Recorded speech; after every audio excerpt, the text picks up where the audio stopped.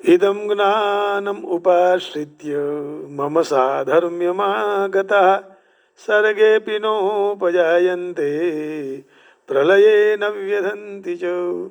इस ज्ञान के आश्रय जो मनुष्य मेरी सधर्मता को प्राप्त कर चुका है वह सृष्टि के आरंभ में फिर से उत्पन्न नहीं होता है और प्रलय के काल भी व्याकुल नहीं होता है।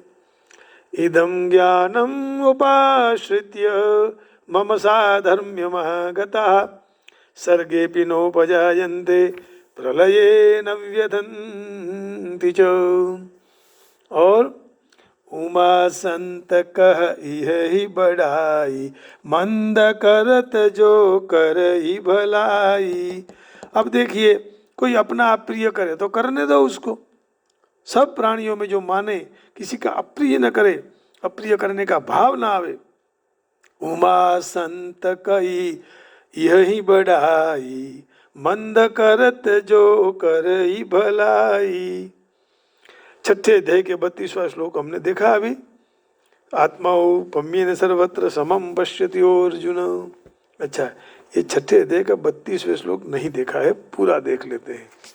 आत्माओ पम्येन सर्वत्र, मेरा और उनका आत्मा एक ही है, इस भावना से यदि कोई देख ले तो फिर समानता आ जाती है ना।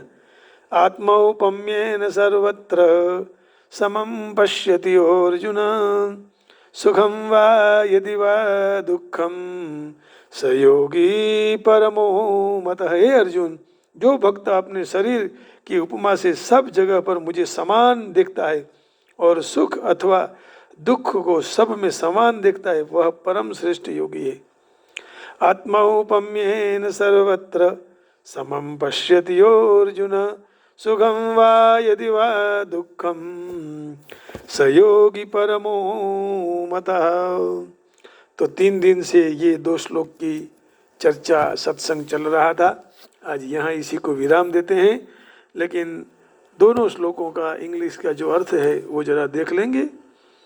Those whoever who fully controlling all their senses and even minded towards all and devoted to the welfare of all beings constantly adore as their very self an unthinkable, omnipresent, impressible, indefinable, eternal, immovable, unmanifest and changeless Brahma they to come मी, है ना।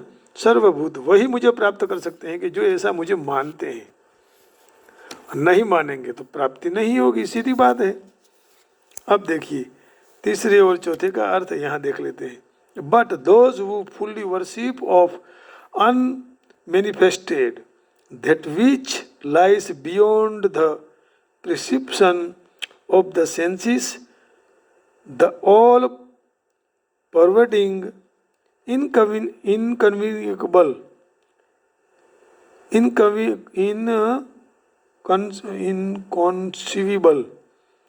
unchanging, fixed and immovable, the impersonal conception of the absolute truth, by controlling the various senses and being equally disposed to everyone, such person engaged in the welfare of all, at least achieve me। तो वही मुझे प्राप्त कर सकता है। यही भाव यहाँ रख के वाणी को विराम देता हूँ। और इसकी चर्चा तीसरे और चौथे श्लोक की हमने यहाँ भी बाकी रखी थी, लेकिन कृष्ण साकार के रूप में प्रति अनुरक्त नहीं होते हैं, हाँ? ऐसे लोग उससे अलग रहते हैं। भगवत गीता का जो भाष्य है वह अन्य लोगों से दूर, कृष्ण से दूर रखते हैं। फिर ऐसा जो मानते हैं ना, उनसे भगवान कृष्ण दूर रह जाते हैं। तो ये नहीं मानना चाहिए। जो लोग भगवान कृष्ण को प्रत्यक्ष पूजा के बिना परोक्ष पद्धति से समान उद्देश्य प्राप्त करने का करते हैं, वह अंत में श्री कृष्ण को प्राप्त कर लेते हैं। माने समान रूप से जो उनका जिनका उद्देश्य है, अनेक जन्म के बाद बुद्धिशाली मनुष्य वासुदेव ही सब कुछ हैं, ऐसा जानकर उनके शरण में जाता है। जब मनुष्य अनेक जन्मों के परिपूर्ण ज्ञान प्राप्त करता है तब भगवान कृष्ण के शरणागति को स्वीकारता है, नहीं तो फिर इधर उधर भटक रखता है। कितने भगवान को पकड़ते हैं। इस श्लोक में जो पद्धति बताई, मनुष्य भगवान के सानिध्य में जाए तो इंद्रिय निग्रह करना पड़े, सबकी सेवा करनी पड़े, जीव मात्र के कल्याण में समर्पित होना पड़े। इसका अर्थ ये हुआ कि मनुष्य को भगवान कृष्ण के आश्रम में जाना पड़े, अन्यथा पूर्ण साक्षात्कार नहीं होगा। प्रायः मनुष्य भगवान को संपूर्ण रूप से शरणागत हो, उससे पहले वह उसके तपश्चर्या भी करनी पड़ती है। आत्मा के अंदर परमात्मा के दर्शन करने के लिए मनुष्य को देखना, सुनना, स्वाद लेना, काम करना, इंद्रिय विषय कार्य को बंद करना पड़ेगा। ये सब जो कार्य सब पहले बंद करने पड़ेंगे, तब वह उसको समझ में आएगा कि परमात्मा सर्वत्र विद्यमान है। और ऐसा साक्षात्कार होने के बाद वह कोई भी जीव की ईर्ष्या नहीं करता है। तब मनुष्य तथा पशु में कोई भी भेद नहीं रहता है, क्योंकि मात्र आत्मा का दर्शन करते हैं और बाह्य आवरण देह को नहीं देखता है। ये अश्विन भाई है, गुरु जी है, ऐसा नहीं। ये मोहन भाई है, माधव है, ऐसा नहीं। ये भगवान का स्वरूप है। सर्वभूत हिते रतः सर्वत्र समबुद्धयः ये त्वक्षरमनिर्देश्यम् अव्यक्तं पर्युपासते सर्वत्र गमचिन्त्यञ्च कूटस्थम् अचलं ध्रुवं सन्नियम्येन्द्रियग्रामं सर्वत्र समबुद्धयः ते प्राप्नुवन्ति मामेव सर्वभूत हिते रतः।